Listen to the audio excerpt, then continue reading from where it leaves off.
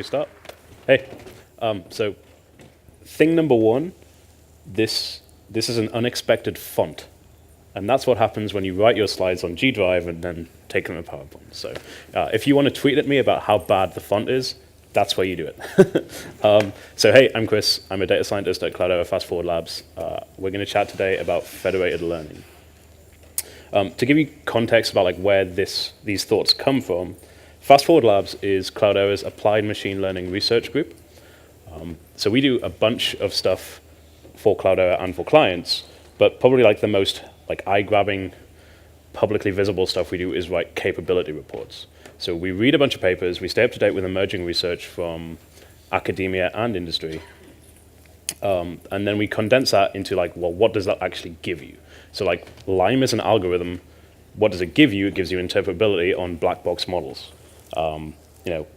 There are a bunch of NLP things happening, but summarization is the actual capability. So the reports are very much focused there. We have 9 of them out. They're the first 8. Number 10, Learning with Limited Labeled Data, is coming out 2 weeks or so, start of April. But today I'm going to talk about our most recent report that's actually out, which is Federated Learning. So the report itself is only available to clients, but the prototype that accompanies the report is publicly available at turbofan.fastforwardlabs.com. Quick straw poll. Did anyone see the demo I gave of this yesterday at Demopalooza? Right. I'm not going to give the full demo again, so you won't have to suffer too much, but I'm going to talk about it again, so feel free to browse the internet while I do that. Every report we write comes with a prototype accompanying it, and there's at least 2 reasons for that. One, it makes the technology real and shows you how it might actually be used in an app. And 2, it means we get our hands on it and really understand the trade-offs involved in using it. Cool. So you'll have heard a load of people from Cloudera talking about being the platform that takes you from edge to AI. And this was really, really fortuitous marketing timing for me, because it let me do this neat little marketing trick and say that federated learning takes AI to the edge. I have strong feelings about the use of the term AI versus machine learning. I'm happy to talk about those offline. I think there's a useful distinction there, actually, but we can talk about that over a beer or something. So here's a menu for today. Before I kind of walk through what they're talking to me about, can I do a quick straw poll? How many people here are paid to write code? About half.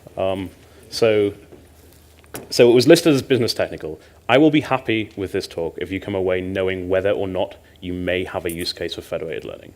And if you don't, then just think of it as a kind of future watch. Most of you are probably involved in federated learning if you own a smartphone, whether you know it or not, unless you're rigorous about opting out of things.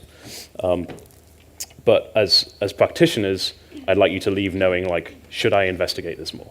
So I'm going to talk about what it is and why you maybe should care about it, because after all, it only represents 1 point in a trade-off space of various approaches. And then I'm going to talk at a high level about the algorithm that lets us do this thing that is federated learning. And it's called Federated Averaging. Spoiler alert for how it works. Then I'm going to talk through the prototype, which is federated learning as applied to predictive maintenance. So that's we have some big industrial jet engines, and we want them to not fail very often, and this can help there. But I'm going to be realistic about it and talk about the challenges and what it does and doesn't address. And then there's a couple of open source tools, increasingly so actually. I heard about a new one just last week. I'll point you at those, and then we'll round up. Cool. So why care about federated learning?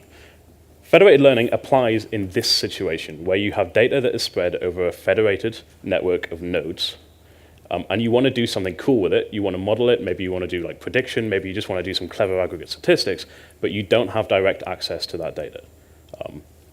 So it doesn't live on your server. I'm not going to argue about definitions of edge, but the point is it doesn't live in your Hadoop cluster where your data scientists can just run Spark jobs on it. It's somewhere where there's network asynchronous communication involved.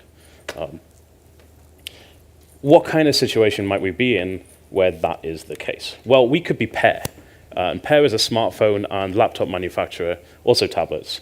And they want to leverage the abilities enabled by advances in machine learning to make their products better and give people awesome features. So they want us to write better text messages and not have to worry about inserting apostrophes. Maybe they want it to make it maybe we want to do some image analysis that makes it easy for a child to put together an album of photos they've taken to send to their grandma and do deduplication and choose the best images. Maybe they want to help us write better emails to like get a response. But maybe Pairs also set itself up as the company that is focused on user privacy, and our users are not cool with sending the content of their messages. I know I'm not. Okay. So obviously this is intensely like this is private data. Like I don't want Pair reading my messages or like looking at my pictures, but I do definitely forget to type apostrophes. So I want the service. Maybe the data is even more intensely personal, and we're talking about like smart healthcare devices. That could be as simple as like a step counter, or it could be maybe like an embedded device that's monitoring for kidney failure. Or maybe I'm part of a drug trial and people want to monitor my vital signs, and I've signed up for that. Not only is that like intensely personal data that I do not want leaked, it could be like high frequency read, and there's a network cost associated with getting that from a person who is wandering the streets of Barcelona to like a research group's data center somewhere. And maybe that cost is too high if there are alternative approaches. Okay, so third and final example, maybe we are the Turbofan Tycoon who owns lots of big jet engines or turbofans, and we're monitoring these for failure, and we're monitoring, like maybe we have like 24 video feeds on different parts of the thing, and we just don't want to stream that to our data center across like hundreds of jet engines. In fact, maybe we don't even want to save it locally. Maybe we have to do like online learning locally if we want to do anything interesting. But like I said, this is just a different part of a trade-off space. So it might be that the smart thing to do then is just start shipping hard disks, or it might be that the smart thing to do is federated learning.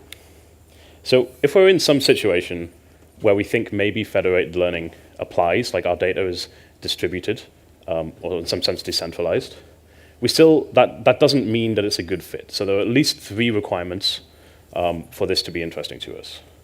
And the first is that performance has to improve with more data. So what federated learning does is give you access to the information in data that you don't have, that you don't own, or that you own but you can't combine. So if your performance isn't improving with more data, that gives you nothing. Like, as a data scientist, like we're hacky people. If I were to start writing a model of predictive text and I don't have access to any cell phone data, I mean, I might do it on my own, but that's not a lot of data. I don't send a lot of text. I'm probably going to train some language model on like Wikipedia and recognize that that is proxy data and not going to give me like an optimal result, but it's going to tell me something about language modeling. And I'd want to know that I'm on the green curve, not the orange one, as I get more data. Like there's a caveat there, which is if you are talking about something massively distributed, you might get access to a more diverse data set by federating and learning from like data from actual people's cell phones. So the second requirement is that models can be meaningfully combined. Part of the process of federated learning is bringing all these models together and putting them together in some way that makes sense. So there are families of models where you can do that, and because they're trendy, fortunately, deep neural nets are one of them. You can just bring the weights together as long as everything's on the same architecture.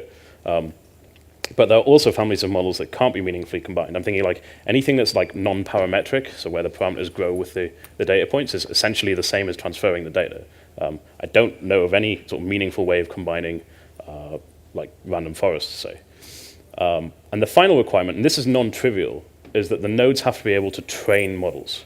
This is not like your NVIDIA Movidius that like speeds up inference at the edge. That's a useful application, but it's not sufficient for federated learning. We need to be able to train models on the edge and send the models back. Cool. So this is our setup. We have data on a federated network of nodes, and we want to do cool stuff with it, but we don't have direct access to it. We can just communicate with the nodes where we have some compute. And I've told you that federated learning solves this problem. Like your intuition may be, and I'm going to make the same gag I made yesterday, that this is going to require super intense math. And your intuition is correct. We are required to take an average. So this paper came out of some Google folks in 2016, and it kind of introduced the term federated learning and federated averaging, which had previously just been like distributed optimization. And the way it works is remarkably simple. The punchline is that we have a network of nodes that share models rather than training data with the server. But let's walk through like exactly what that means. We start with some server that has an untrained model. Untrained is probably not actually true. The point is the model has to be initialized on the server. Like you can just do that with like random weight initialization, but every node has to receive the same weight initialization. But more realistically, you've probably built a proxy model on some data that you have available to you that you want to then distribute, or else it's going to be completely useless until you observe a lot of data. Cool. So that server then sends a copy of the model to every node. Now the nodes also have a copy of the untrained model. And again, depending on like whether your proxy data that you may have trained this model on beforehand was good or not, you might want to start using that. You might just want to leave it there to train. Maybe it's not good enough for prod. You should definitely be doing like evaluation on that anyway. But the nodes have data on which to train their model, which the server does not. So they do so, and every node trains a model to fit the data that they have. So now we have a bunch of slightly different models, but again, all with the same architecture and same structure, just spread around this federated network. And they send them back. Oop. Each node sends a copy of its model back to the server, and the server combines them by taking an average. So if that's like a linear model, then it literally averages the coefficients. If it's a neural net, it takes an average of all the weights and biases. Now, like I was stunned when I read this, that like this works. I was like, that's not going to give you a good model. It turns out that's the correct intuition if you do this only once. So you have to repeat this process so many times, maybe like a couple hundred times. And the paper that I referenced earlier, I'm going to stick up a bunch of references at the end, does a very detailed analysis of the trade-off between doing lots of compute per iteration and doing many iterations. So once you've done a few iterations, it ends up, this starts looking just like mini-batch gradient descent, and it works. And it works really well. You end up with a better model on the server that you can then send out back to the nodes to use than any individual node has. So speaking of the trade-off, there's like several parameters we can tune here. One of which is, it turns out that sending like gradient updates is basically the same as sending models. And once you rewrite like the equations for gradient descent, you can do as much compute on each node as you want in every iteration, and you end up with the same result. So I can send out my model, do a ton of compute on device, not just one update, and then send it back. And that's one parameter you tune, is how much compute you use. Or you don't have to even like train to convergence there. You can just bring it back like partially trained. Because you're going to repeat this process a few times, you end up with a converged model. The other thing is, how many nodes do you send it out to? So if you have a network of like millions of devices, you do not need to hit them all every time. It's just subsampling. Right. Cool. So the end result is that we get a server that has a model that captures the patterns in the training data, but did not actually the data itself. But at no point do the nodes have to share their data. So that's good for privacy, and it saves on bandwidth. So one of the other things you trade off, I'll talk about more later, is like the bandwidth cost versus the training cost, like in watts in electricity. Cool. And partly by virtue of its simplicity, federated averaging can handle a bunch of stuff that was previously impossible with what was like former attempts at general distributed optimization. So the first thing that it can handle that's a little, well, it's neat and necessary is non-IID data, non-IIE data. So that's data that is not independent and identically distributed. So like concretely, the way I send text messages is probably very different to the way that a teenager writes their text messages, and very different to the way my elderly relatives write their text messages. I'm a dork, I write in full sentences. I'm not representative of the text messaging population. The second thing it handle is unbalanced data. I send way fewer text messages than teenagers, and I probably also send way fewer text messages than my elderly relatives. And that's okay. That was previously not okay in distributed optimization. The third thing is massively distributed data. So we can have more devices training than we have examples per device. We have millions of devices with maybe thousands of examples each. Again, the opposite of that was an assumption of distributed optimization before federated averaging. And the final thing is limited communication. So we can't guarantee the availability of nodes. And that can be because people don't have their phone plugged in, or it can be because we have an outage in our industrial center. It can be because cars are turned off if it's embedded in like automotive. So we have to be robust to that. Unfortunately, there are ways of making federated averaging robust to that. Cool. Okay, so some of you have heard some of this spiel before. I apologize for that. Some of you will probably hear it again if you swing by our booth. We have a prototype for this. It's called Turbofan Tycoon. and it tackles a predictive maintenance setting. So like the setup here is we own some factory, and it has 4 turbofans. Turns out turbofans are giant jet engines. They make us $250 for every hour that they run, but when they break, it costs us $60,000, and they're down for 60 hours, so we lose profit there. So it's disastrous when they break. And they're like, so that the optimization problem we have to solve is like, how often do we maintain these things to maximize our like output profit? And there's, broadly speaking, 3 strategies we can take. We can go corrective, which means wait for it to break and then fix it. That's a terrible, terrible strategy for a jet engine. It might be a good strategy for some things. If you operate a massive data center and one server node fails, you might just want to replace it because that's cheaper than the engineer's time to fix it. So if cost of failure is extremely cheap, corrective is not a bad approach. Turns out that's not the case for jet engines. The next most sophisticated, like the first order thing we can do is preventative maintenance. And this is exactly like your car manufacturer telling you to change the oil every however many miles, get your engine checked every so many years. It's like we've worked out like the average, maybe median time to failure, and then we intervene substantially before then, so that only the tail of things fail. And that's an okay strategy, but it's not that smart. So the third broad stroke strategy we can take is predictive. We can try and like model when things will fail. We're all data scientists and machine learners. This is the thing we should be doing.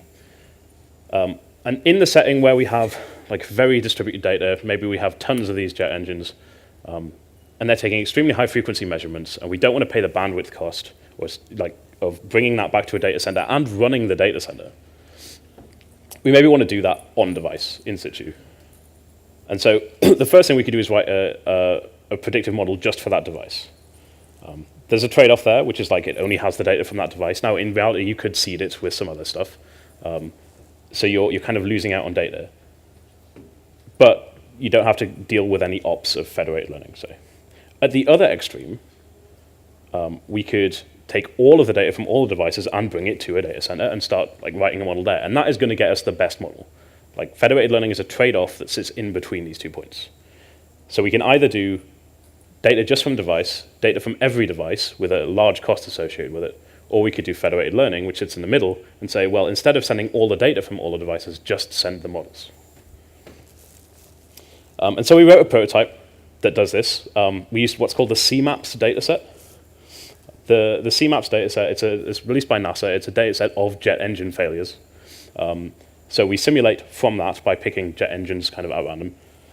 And the goal as a factory owner is to be the first to $3 million, where you have 3 competitor factories. And each of those will stabilize on one of 4 strategies: corrective, preventative, local predictive, and federated. Actually, none of the competitors have access to federated. That's the point. So there's a little bit of orientation. On the left pane, you see a bunch of streaming metrics that are coming from jet engines. And the red and yellow stripes represent failures and maintenance. And what you can see, you can play with this online right now. But I mean, that would be a little rude. But but you can. And it turns out that if you do corrective maintenance, you always lose this game because it's a dumb strategy. If you do preventative maintenance, you do substantially better. You will see substantially fewer failures. If you do local predictive, you improve on that again. But I guarantee you the federated strategy will win because it has effectively the knowledge from many more failures. You just train a better model. And this is one of those rare situations where mapping accuracy of a machine learning model to a business value is super easy. It's like downtime means lost money. It's entirely linear. Cool. So, federated learning sounds great. Should we all be doing it? Maybe. Probably not. There are challenges associated with it, and we skipped over those in our demo. So this is a simulation, and we implemented federated learning ourselves to do it in PyTorch. But what we didn't do was buy 4 jet engines and run them. We only got 2. But the thing we skipped over was all of the networking stuff, like systems issues. And there were a bunch of them. So of the challenges associated with federated learning, I broad stroke split them in 2 categories: systems issues and privacy. Systems issues we'll talk about first, and then I'll talk about privacy. So the first one is power consumption. There was a trade-off to be made in where you consume power. Either you bring all of this data back to some huge data center, and that takes a lot of power, or you consume power on devices. And coming back to the mobile example, because it's relatable and easy to talk about, you have to have some contract with your users about when you're going to be using compute on their phones. So it turns out, though, that it is usually cheaper to train on phone and send the model than to send all the data on the phone. So given the invariant that you want to have this feature and the user wants this feature, federated learning is probably the more power efficient way of doing that. But that might not be an invariant for the user. The user might be like, well, I just don't want the feature. Huh? You use a pays. So the way we say this politically is you're tapping unused edge resources. What I mean is making you pay for my machine learning model. Cool. And there's some stuff to be aware of in that. Like as well as the kind of contract with your user, it may not be the case that it's always more efficient. It depends on a lot of things, like how much data is on each device. If there's not a lot of data on each device, maybe it makes sense to transfer it from a bandwidth and power consumption perspective. But what I would say is transmitting data over a network is the thing that drains your phone's battery. So in that instance, it probably makes sense to transmit the model and do more compute on device. Okay, so the second thing is drop connections. We cannot we cannot assume the availability of every node every time.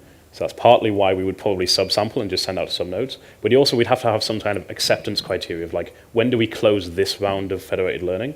It's not when we get our first response, but it's also not at 100% because people just don't have their phones on all the time. They're not plugged in all the time.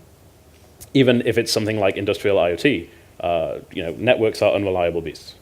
So we can't guarantee that. And there's an even more kind of insidious thing here, which is if we're talking about mobile phones and doing predictive text, say, people with different models of phone, or in different, let's come to that one later, people in different time zones are going to have their phone on and off at different times. So there's that's not an insurmountable issue, you just need to be smart about it. If you want to make a contract with your user that is we will only do this if your phone is plugged in between 2 a.m. and 5 a.m., or you're only going to get the people who have their phone plugged in between 2 a.m. and 5 a.m. So you have to be prepared for that.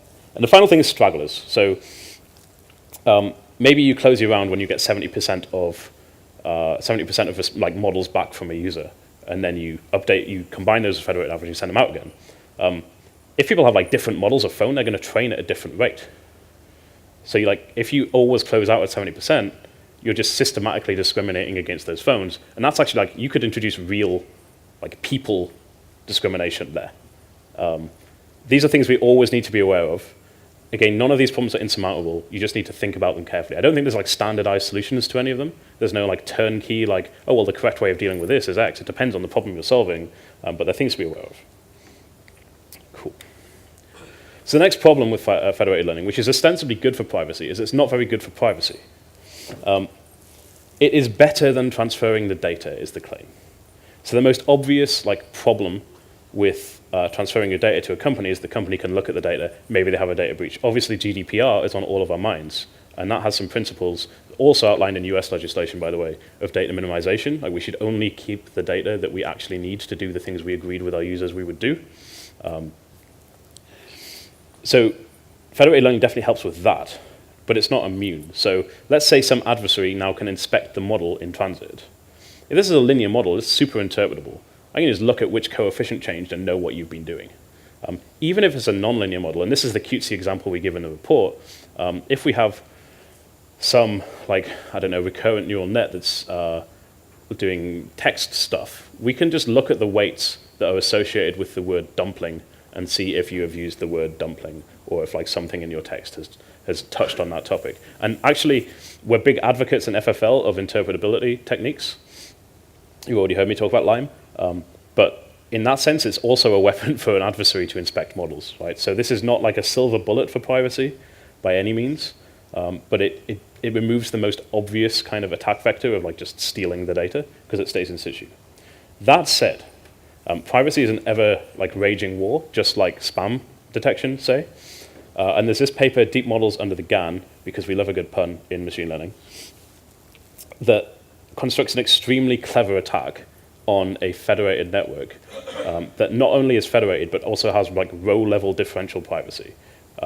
principle of differential privacy is I should not be able to tell whether a given training example was included in the training set.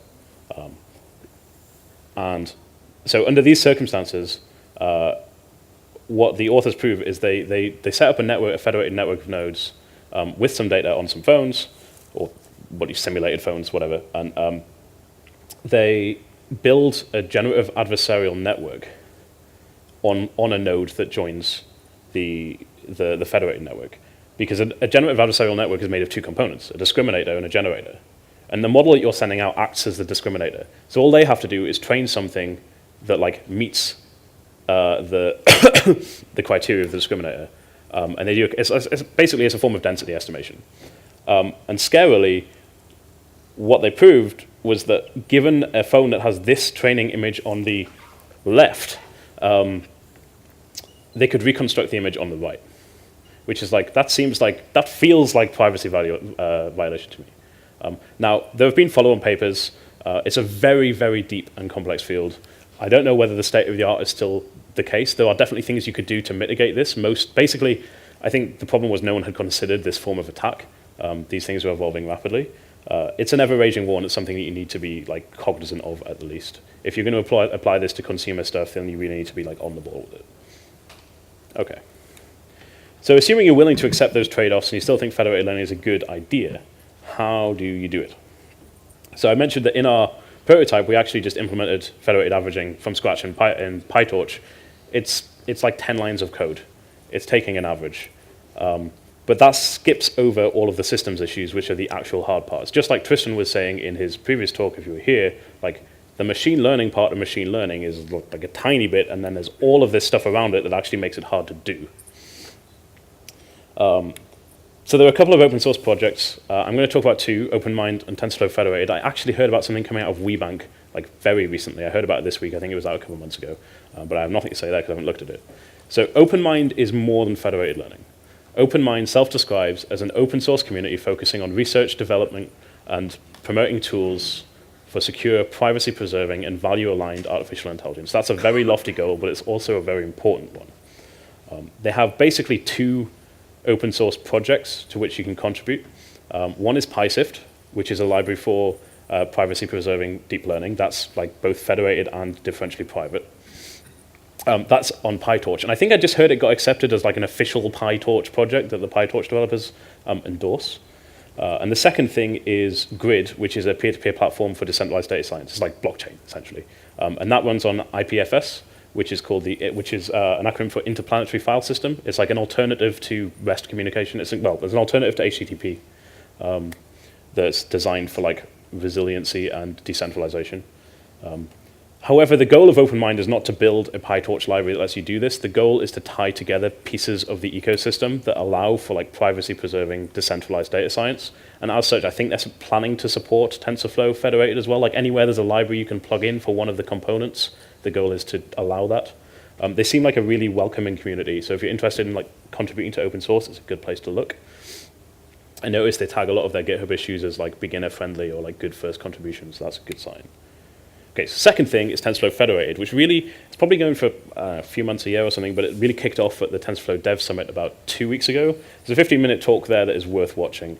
And broad strokes, TensorFlow Federated has two components. It has the Federated Learning API, and this is the one that like practitioners will mostly be interested in because you can just wrap existing TensorFlow models in Federated Learning. So like if you want to take a Keras model and then apply federated averaging to that, you can. It's just like practically a decorator. It's like a like 1 or 2 lines to do so. And the second thing is the Federated Core API, on which all of the federated learning algorithms that they have are built.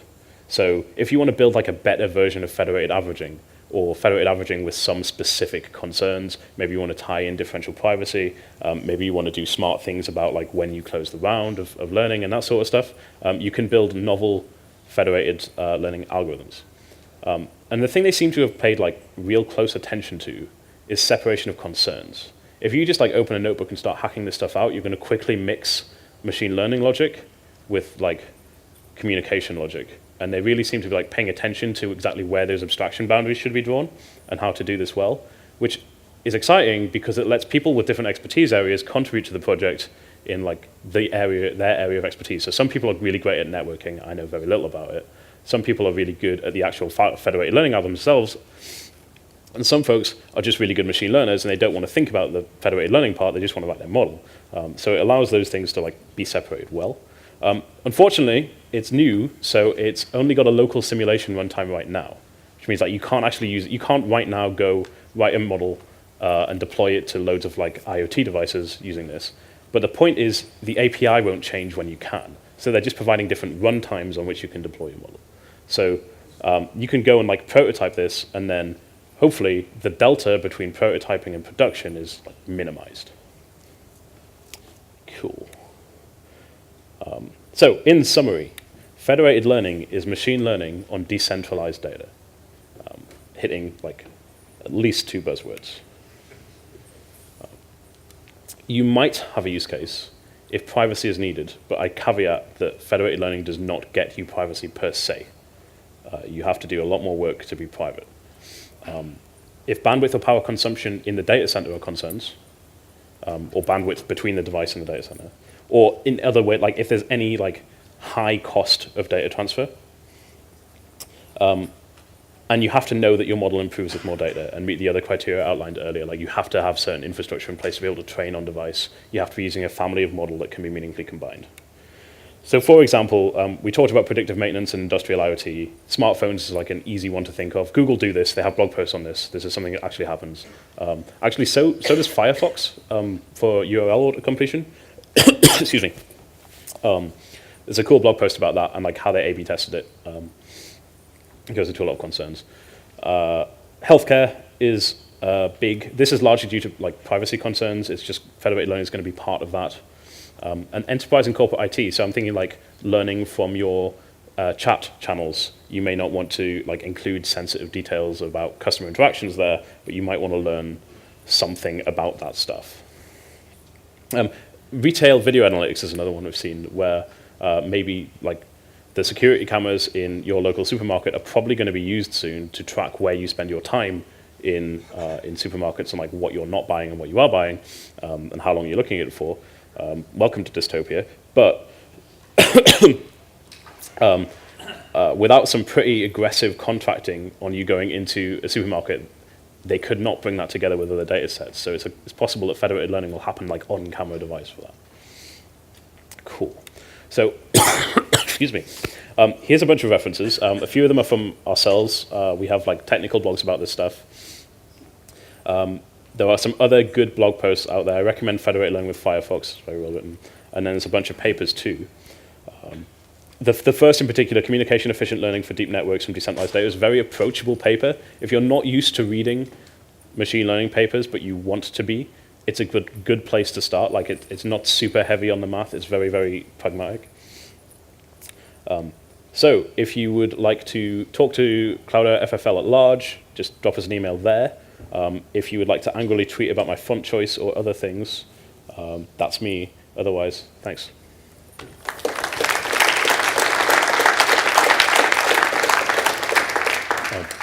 We have 6 minutes if anyone's got questions.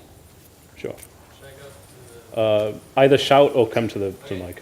So this reminds me of stochastic weight averaging a bit. Okay, no, you're going to need the mic. Sorry.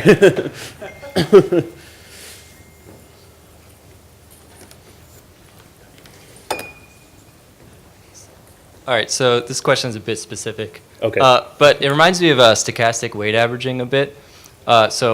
Which brings me to the question. So if you're doing this with a neural network and you have batch normalization layers, does that cause an issue? Yeah, I don't know. That's a good question. I've thought about some of those things myself. Yeah.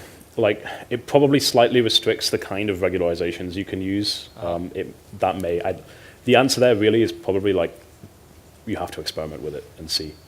As is like in the papers about it, like the math is not that rigorous because it's just gradient descent, right? It's like there's no kind of in principle reason why this should work, but experimentally it does. So I'm afraid I don't have a better answer than that. It's like I share the concern. It probably restricts some of the techniques you can use in neural nets, but I couldn't give you an answer on like whether the batch norm helps or not. Yeah, thanks. Yeah. So it's just like voice reduction. Yeah, I mean, it could, right? I think it would probably work. Yeah. Yeah? Are there papers where this is mathematically proved? So there are some works on like more robust definitions of this. I'm not sure any of them have really like been applied to federated learning. So like distributed optimization was a field before federated learning, and lots of those, like the proofs that apply to that, will carry over. I just don't think the work has been done yet. Like I don't think that anyone has said, well, given this specific algorithm, federated averaging, what strongly proved results of a distributed optimization carry across. Because in fact, federated averaging is like more robust in some senses, but underexplored so far. Active area of research though, like there will be papers about that.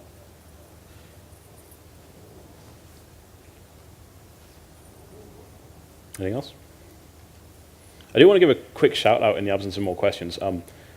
Our demo here was entirely simulated, but we do have some like my boss is a total data nerd too. Yeah, and we are working right now on like building this up with some Raspberry Pis and stuff. It's fun, it's hard, but I think it'll be really awesome to see when it happens. So just watch our blog for like any news on our actual implementation of federated learning. We're still waiting on like the back order of Turbofans though. So. Okay, I guess if we're done, then I release you from this session. Thanks.